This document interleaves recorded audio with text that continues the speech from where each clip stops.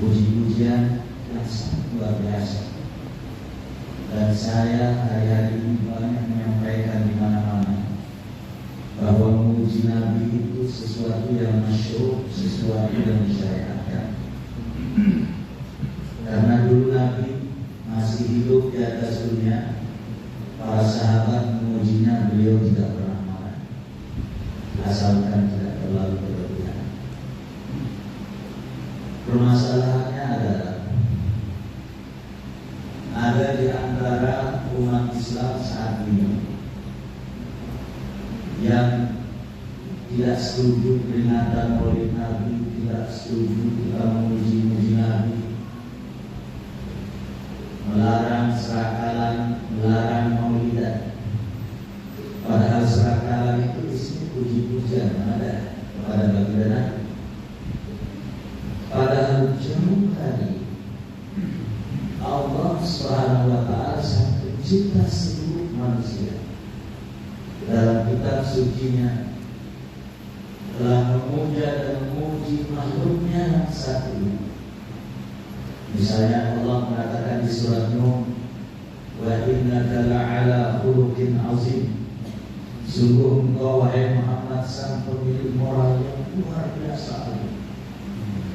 Allah menyebutnya dalam surat Al-Imran, inna arsalnaka syahidan wa mubasysyiran wa nadhiran wa da'iyan ila Allah bi'idnihi wa sirajan munira. Allah sendiri yang menyebut bahwasanya beliau adalah siraj, beliau adalah pelita, beliau adalah perang, beliau adalah cahaya yang menerangi alam luar. Allah penciptanya memujinya. Lalu kenapa kemudian ada di antara manusia melarang-larang kita memuji? Saya sering mengatakan, jemaah yang dirahmati Allah Subhanahu wa Ta'ala, ada seorang, mohon maaf, dulu sangat anti dengan Nabi. Kerjaannya membuli-buli Nabi lewat bait-bait syairnya. Namanya Ka'ab bin Zuhair. Dia seorang penyair jahiliyah yang sangat terkenal. Dia selalu menghijab lawan dari Madah, dalam ilmu balaghah disebut dengan hijab. Itu menjelek-jelekan, membuli-buli. Tapi setelah Fathu Makkah tahun 8 Hijriah, terjadi perang Tabuk pada tahun 9 Hijriah, Nabi kembali ke Madinah. Ka'ab bin Zuhair datang menemui Nabi, minta maaf di hadapan Nabi. Lalu dia masuk Islam di hadapan Nabi. Lalu dia membaca syair-syair di hadapan Nabi. Syair ini sangat terkenal di kalangan orang-orang Arab dari dulu sampai sekarang. Dikenal dengan istilah qasidah Banat Su'ad, atau yang kemudian dikenal dengan qasidah Al-Burdah. Dia mengatakan Banat Su'adu wa qalbil yawma madbul. Di Abu Zuhair ini dia sangat terpengaruh dengan syair-syair jahiliyah. Dia meninggalkan Makkah menuju Madinah, meninggalkan seorang kekasih hatinya yang bernama Su'ad. Maka dia mengatakan Banat Su'adu wa qalbil yawma madbul. Oh, si Su'ad kekasihku menjauh di sana, hati kurang berdamai, dilanda rindu yang luar biasa. Panjang kasidah ini. Tapi di bagian penghujung kasidahnya dia mengatakan, wa qad ataitu Rasulullah sallallahu alaihi wasallam mu'tadira fal udhru inna Rasulillah maqbul. Hari ini aku datang minta maaf kepada Rasulullah sallallahu alaihi wasallam. Dan Rasulullah adalah seorang hatinya yang sangat lapang. Dia terima permintaan maafku, kata Ka'ab bin Zuhair. Perhatikan jemaah. Dan Ka'ab mengatakan apa? Baginda Rasulullah sallallahu alaihi wasallam la nurun yustada'u bihi muhannadun bisayfillahi maslul. Rasulullah adalah cahaya yang menerangi alam bana. Kata Ka'ab bin Zuhair, Lalu dia mengatakan, Muhammadun bisa ditinggal Masyur. Beliau adalah seorang yang gagah perkasa, yang kalau dia maju ke medan perang, dia adalah perang Allah yang terus, kata Ka'ab bin Zuhair di hadapan baginda Nabi. Saking senangnya Rasulullah mendengar nada atau pujian ini. Beliau yang sedang mengenakan burdah, yang sedang mengenakan mantelnya, yang sedang mengenakan jubahnya, langsung dia buka dan langsung dia hadiahkan kepada Ka'ab bin Zuhair sebagai hadiah untuk Ka'ab bin Zuhair. Maka kemudian qasidah ini dikenal dengan qasidatul burdah, saking karena diberikan hadiah mantel jubah oleh Rasulullah. Itulah balasan yang Rasulullah berikan kepada seseorang yang memujinya. Sekali lagi, beliau tidak marah, beliau tidak marah. Lalu kenapa sekarang ada umat Islam yang melarang? Yang mana dirahmati Allah?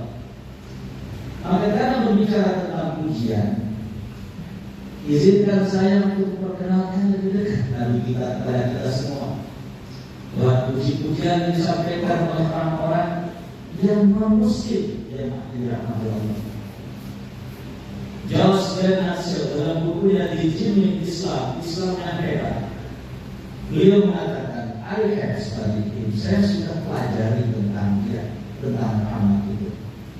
The wonderful man, sosok yang sangat mengagumkan.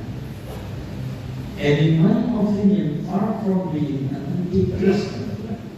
Dan menurut saya, Muhammad itu sangat jauh dari kesan seorang yang anti-Kristen. Muhammad itu sangat jauh dari kesan seorang yang anti non-Muslim. Selamat datang Pak Biru dari AF. Sekaligus kedua Romo Barat yang paling banyak jabatan. Yang mungkin terlalu banyak jasanya. Amin. Kata beliau, and my opinion far from being an anti-Christ. Muhammad itu sangat jauh dari seorang yang anti-Kristen. Bahkan dia menyimpulkan dengan mengatakan, he must be called the savior of humanity. Harusnya Muhammad itu diberi gelar Bapak Penyelamat manusia. Karena beliau yang paling pertama meletakkan apa yang disebut dengan human right, hak asasi manusia, ketika mendeklarasikan apa yang disebut dengan Piagam Madinah, di mana salah satu isi Piagam Madinah menghargai kebinekaan yang ada di Madinah. Semua agama, keyakinan apapun di Madinah itu diberikan kebebasan melaksanakan agama sesuai dengan keyakinan masing-masing. Ya, berarti bagaimana? Ketika banyak orang-orang Ansor, kalangan tuanya masuk Islam, mereka memaksa anak-anaknya supaya masuk Islam bersama mereka.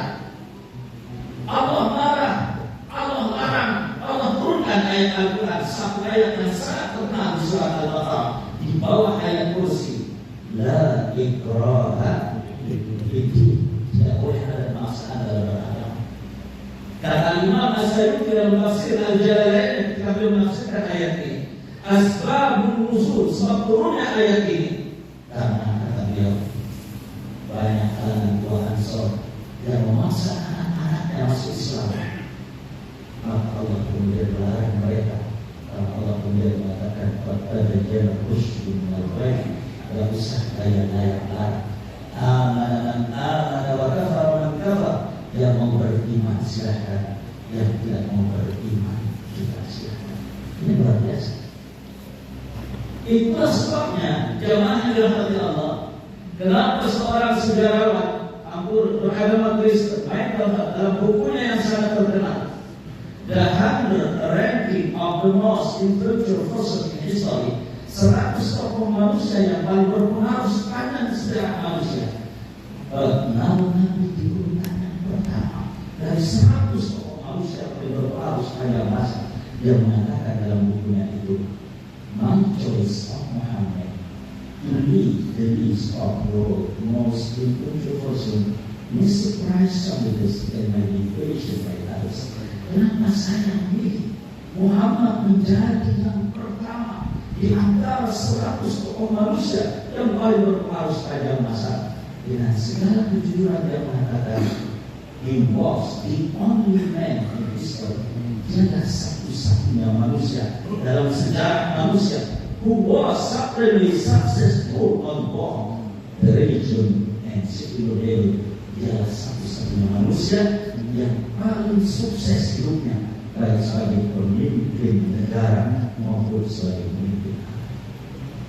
Namun terakhir disampaikan oleh seorang pemain sepak bola.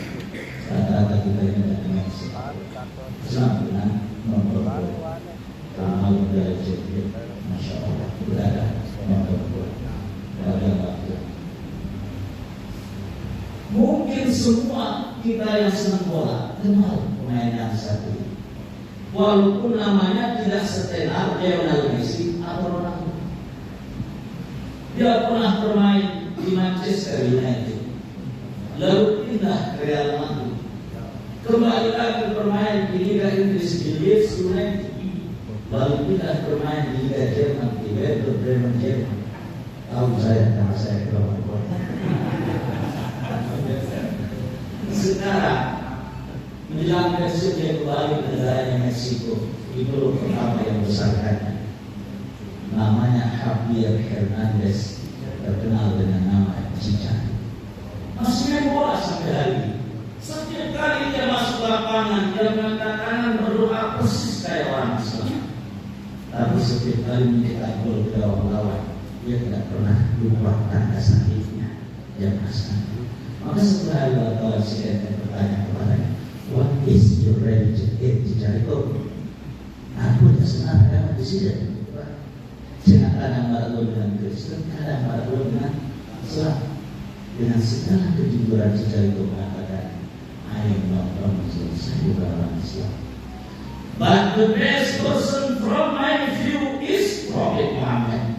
Tapi walaupun saya bukan orang Islam, manusia terbaik, manusia terhebat yang pernah dilahirkan di dunia itu Nabi orang Islam yang bernama Muhammad Sallallahu Alaihi Wasallam. Itu satu selawat. Jadi punya itu selawat sampai dengan sunnah. Aku udah jemaah dalam Allah. Maka berdoalah dalam berusaha menjadi umat kita, mencintai baginda dan kelak akan berbeda sama beliau di dalam surga Allah yang abadi. Tapi kita sempurnakan cinta kita dengan menjalankan syariatnya. Salah satunya adalah syariat berzakat. Nah, ini dulunya Basnas nih. Salah satunya syariat berzakat. Fatwa Majelis Ulama Indonesia nomor 3 tahun 2003. Seluruh ASN termasuk sekarang P3K itu diwajibkan berzakat dan diminta untuk berzakat lewat Basnas dipotong 2,5%. Perhatikan jemaah, kemarin saya baru pulang mengikuti Rakornas di Jakarta. Menteri Agama menyampaikan, ini kata beliau dalam sambutannya, kenapa dulu Abu Bakar memerangi orang-orang yang tidak mau membayar zakat? Kata Menteri Agama dalam sambutannya katanya, beliau memerangi orang-orang yang tidak membayar zakat bukan karena mereka tidak membayar zakat, kata beliau. Mereka diperangi karena mereka tidak mau lagi membayar zakat lewat apa yang disebut dengan Baitul Mal, lewat para amilin yang sekarang dikenal dengan istilah Basnas. Ada Bapak Ibu anggota P3K yang baru-baru, ASN yang baru-baru, kalau tidak mau bayar zakat, Basnas akan diperangi oleh Basnas.